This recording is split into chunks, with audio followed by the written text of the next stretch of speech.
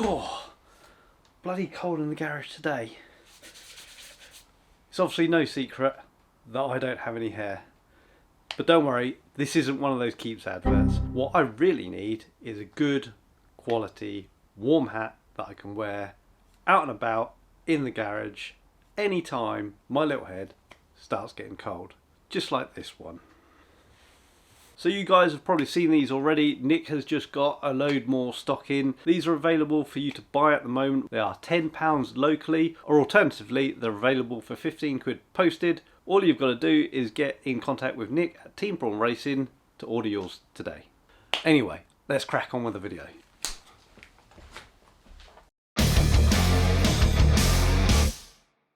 Alright guys, so in the last video we re-PCD'd the front hubs so we could fit these 18-inch wheels with the BTCC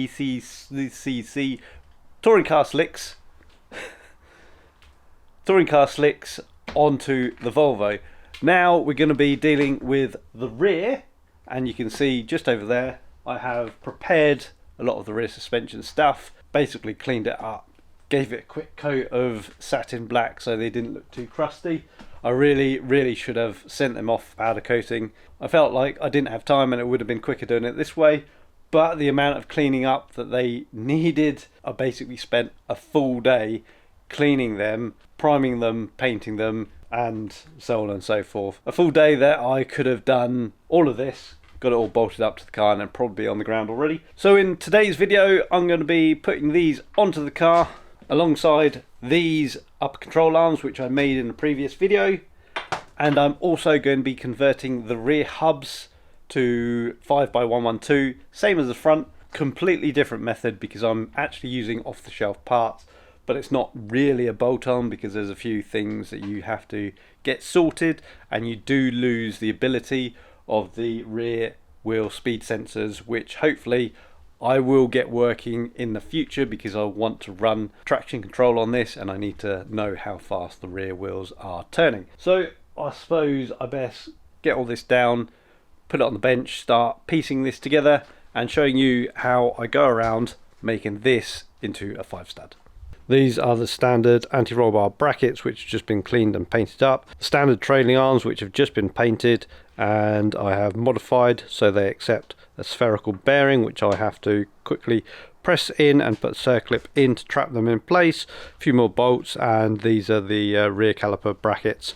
So yeah, all of this has got to go on, but one thing that I am missing from this bench is the actual rear hub itself, which is a completely replaceable component which, unlike the front, I didn't want to drill out because the hub on that actually gets kept with the car. When you put a new wheel bearing in there, the flange comes out and you replace the bearing itself. On the rears, where we have these spindles, you actually replace the bearing and the face at the same time. So I didn't want to go ahead and modify that, because if the bearing fails, that means all of that work is lost, and it means that I would have to redo that over and over again every time a rear wheel bearing failed. So this is what I've come up with. This hub is from an Audi A3 8P, and the PCD of that is 5x112, and as you can see they are threaded holes, so I can use threaded studs in there. Now the inside diameter of that bearing is 30mm, exactly the same as that stub, so this drops right on there. I can't do it one-handed because it has to go on perfectly square, because otherwise it will jam up, and it would be brilliant if that were all I had to do, but there is a couple of problems. Firstly, the depth of this bearing is slightly less than the standard bearing, so we actually go below this shoulder if I just drop this straight on. Secondly, it leaves the face of this hub at the incorrect offset, so the standard hub is slightly further out. I essentially have to space it out so I can use the standard offset discs and work with the calipers in the standard position. And the way that I've done that is I have made these spacers, and these I've knocked up on the lathe, and they actually started life as these big old washers here. So they're stainless, so I don't have to worry about them corroding or anything like that, and these fit very nicely onto here.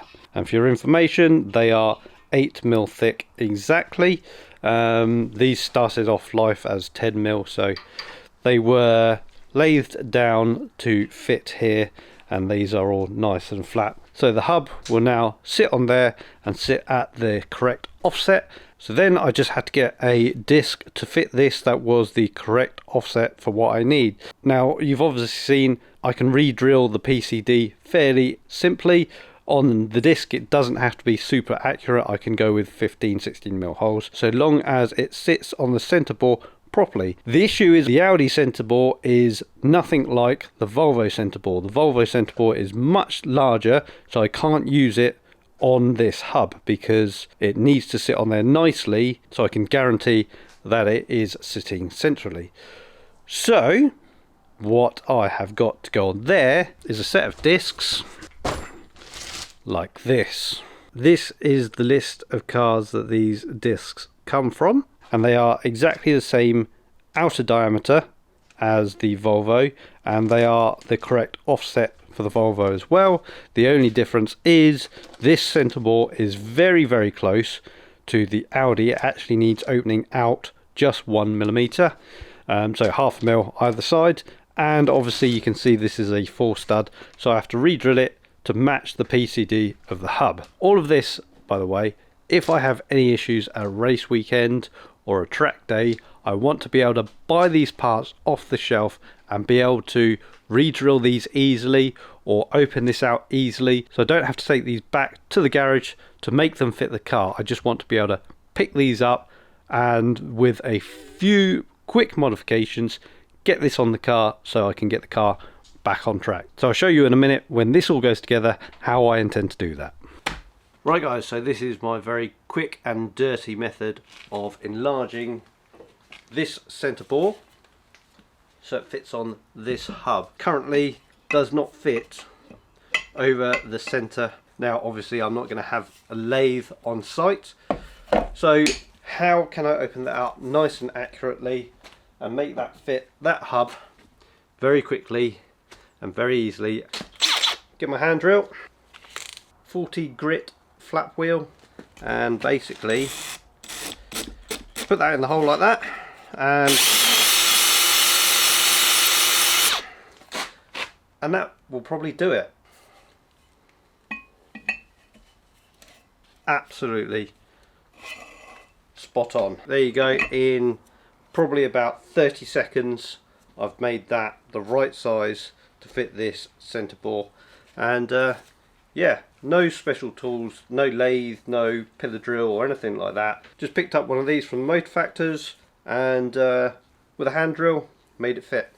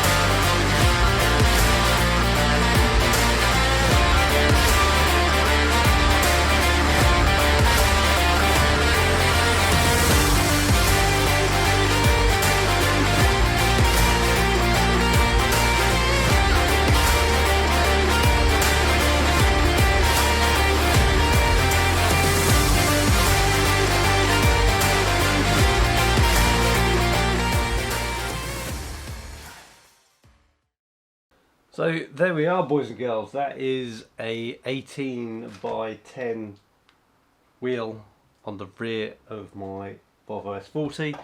Slightly different tyre as you have on the front here. So this is a 265 slick.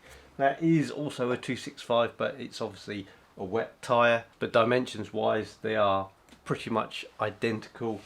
Just so happens that the wheels have got different tyres on them. So it would have been nice to have them both on the slicks on one side. I've actually got a mismatch of wheels and tyres in this garage, so I've got another set of wheels over here which I'll be sticking on the other side of the car, just so I know that all the wheels that I've got will clear everything. I'm obviously going to have to tub the rear arches to make clearance for them, because that is not the final height. It wants to go up further into the arch. And also I'm going to have to put some over arches on there to cover up the treads, because I want to be driving this on the road, and it's also a requirement for the race series that I am entering. So I think that's pretty much it for this video. I'll be honest, I don't know if this video is going to be any good, because I've just kind of cracked on with things, not really discussed what I'm doing, just gone ahead and done it. So in the next video I will have the other side on with the coilovers in there, and I'd like to get this down on all four wheels and push it out the garage so I can actually see it. I'm not entirely sure what's going to go on in the next video. Let me know what you want to see. I've got quite a few things that I obviously need to do. I need to run the brake lines, so that could be next. I need to sort out the front section of the cage. I need to obviously cut up the rear arches and start tubbing them and make some clearance around the front here. I've obviously got to put the steering rack in. So if you have enjoyed the video, please hit the like button, subscribe if you haven't already done so. If you've got any questions, drop them down in the comments below, and I'll see you guys in the next one. Cheers.